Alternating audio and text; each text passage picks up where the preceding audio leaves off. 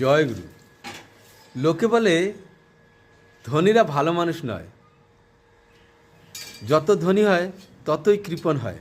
মানুষকে দুটো পয়সা দিতে এত কষ্ট হয় যে তার কাজ করছে তাকেও কেমন যেন সেই যাকে দিয়ে কাজ করাচ্ছে তার কাছ থেকেও শোষণ করে নেওয়ার চেষ্টা, সেখান থেকেও 2 টাকা বাঁচাবার জন্য।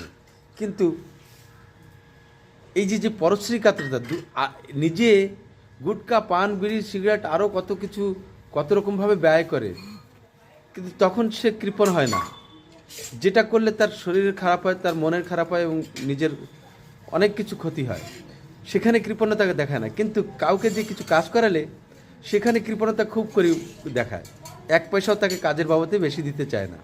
এটা একরকমের পরশ্রীকাতরতা। তাহলে ধনীরাই উন্নত, এই যে এমন একটা ভাব মানুষের মধ্যে চলছে, তাহলে প্রকৃতপক্ষে ধনীরা কি উন্নত? উন্নতি কথার অর্থ কি এটা জানতে যদি চান, প্রকৃত উন্নতি কারা বলে, তাহলে এর সম্পর্কে আমি একটা রিলেটেড ভিডিও তৈরি করেছি, সেটা আপনারা নিশ্চয়ই দেখবেন, তাহলে জানতে পারবেন। কিন্তু একটা প্রশ্ন, তাহলে ধনীরা যদি খারাপ, তাহলে ধনী হওয়া ক্ষতিকর কি? ধনী হওয়া উচিত নয় কি?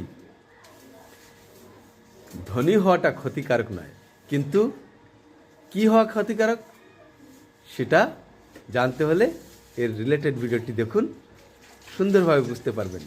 ঠিক আছে? আর ধনী হলেই যে সে উন্নত হয়ে যায়, এটাও আমার মতে ঠিক নয়। তাহলে কিভাবে উন্নত হয়? উন্নত যে সে তো পয়সা কড়ি ধন দৌলত সব থাকবেই। এই সব বিষয় জানতে গেলে আপনাকে এই রিলেটেড ভিডিওটি দেখতে হবে। ঠিক আছে? ভালো থাকবেন। ভালো লাগলে লাইক, কমেন্ট, সাবস্ক্রাইব করতে ভুলবেন না। ঠিক আছে? জয় গুরু।